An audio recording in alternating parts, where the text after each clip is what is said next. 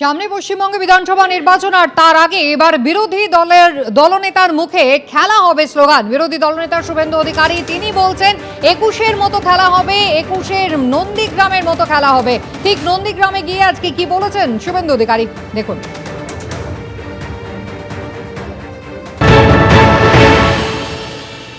বুঝতে পারছেন তো, খেলা হবে, 21 মতো খেলা হবে। 21-এ খেলা হয়েছিল নন্দীগ্রামে, আবার হবে, চিন্তা নেই।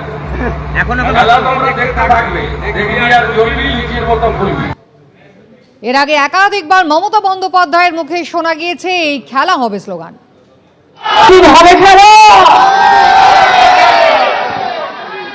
ফাটাফাটি খেলা, দারুণ অগ্নিবাণের বজ্রকণ্ঠের খেলা, অগ্নিবীণের খেলা, গীতবিতানের খেলা। খেলা আবার হবে। 2026-এর খেলাটা আর একটু জোরে মারতে হবে, বল জোরে মারতে হবে, ক্রিকেট বলটাও জোরে মারতে হবে, ফুটবলটাও জোরে মারতে হবে। নন্দীগ্রামে গিয়ে শুভেন্দু অধিকারী বলছেন 21-এর মতো খেলা হবে, নন্দীগ্রামের মতন খেলা হবে। শুভেন্দু অধিকারীর এই মন্তব্যের পাল্টা কি বললেন দেবাংশু ভট্টাচার্য, তৃণমূল কংগ্রেসের সোশ্যাল সেল ইনচার্জ দেখুন।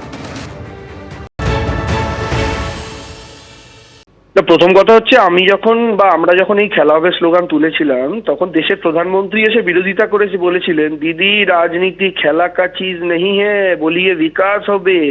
গোটা BJP lock stock and barrel, Suvendu থেকে শুরু করে সবাই এই স্লোগানটাকে গালাগাল করেছিল। শুভেন্দু অধিকারী নারদার চোর জানতাম, শুভেন্দু অধিকারী টেটের চোর জানতাম, শুভেন্দু অধিকারী স্লোগানও চুরি করছে। 5 বছর আগে তৃণমূলের স্লোগান, আমাদের দেওয়া স্লোগান চুরি করছে। 2 নম্বর বক্তব্য হচ্ছে, শুধু খেলা হবে স্লোগান চুরি নয়, তৃণমূলের লোকসভা নির্বাচনের স্লোগান ছিল, আপনাদের মনে থাকবে, যে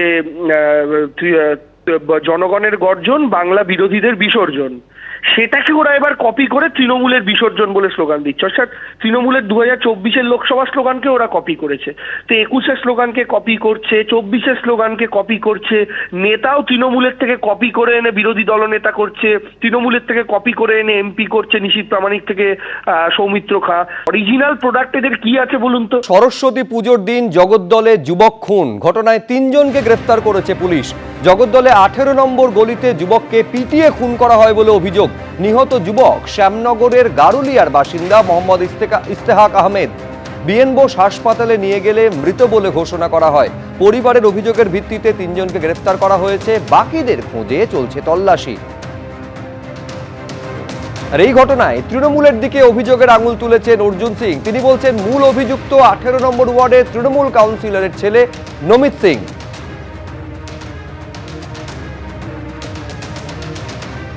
এরা গুন্ডা, এরা পার্টির মদতে গুন্ডামি করে এলাকা দখল, এলাকা লুট, এইসব এরা করছে পুরোপুরি লোহাচোরের মদতে। আর লোহাচোর আপনি সবাই জানেন, এখানে লোহাচোর একটা এমএলএ আছে, তার মদতে। ওকে বডিটা দেখা হয়েছে, যা ফটো দেখছি আমরা, পিটিয়ে মারা হয়েছে, রড, ইট, মানে ঘুষি মেরে ওর এটা ব্যাকবোন সব ভেঙে দিয়েছে। আজকে ভোর 7টা বেজে 5 মিনিট আর পুলিশ খুঁজে বেড়াচ্ছে এখানে, সারা রাত নাকি সিপি খুঁজে বেড়াচ্ছে। আবার আপনাদের বলবো, সরস্বতী পুজোর দিন জগদ্দলে যুবক খুনের ঘটনায় 3 জনকে গ্রেফতার করেছে পুলিশ। 18 নম্বর গলিতে যুবককে পিটিয়ে খুন করা হয়েছে বলে অভিযোগ। নিহত যুবক শ্যামনগরের গারুলিয়ার বাসিন্দা মোহাম্মদ ইস্তেহাক আহমেদ। বিএন বোস হাসপাতালে নিয়ে গেলে মৃত বলে ঘোষণা করা হয়। 3 জনকে এখনো পর্যন্ত গ্রেফতার করতে পেরেছে পুলিশ। ব্যারাকপুরের তৃণমূল সাংসদ পার্থ ভৌমিকের সঙ্গে ফোনে আমরা এই মুহূর্তে যোগাযোগ করতে পেরেছি। পার্থদা, কি বলবেন এই খুনের ঘটনায়? সরাসরি তৃণমূলের দিকে অভিযোগের আঙুল তুলছেন ব্যারাকপুরের প্রাক্তন বিজেপি সাংসদ, এবং তিনি যেটা বলছেন যে মূল যে অভিযুক্ত তিনি হচ্ছেন 18 নম্বর ওয়ার্ডের তৃণমূল কাউন্সিলরের ছেলে নমিত সিং।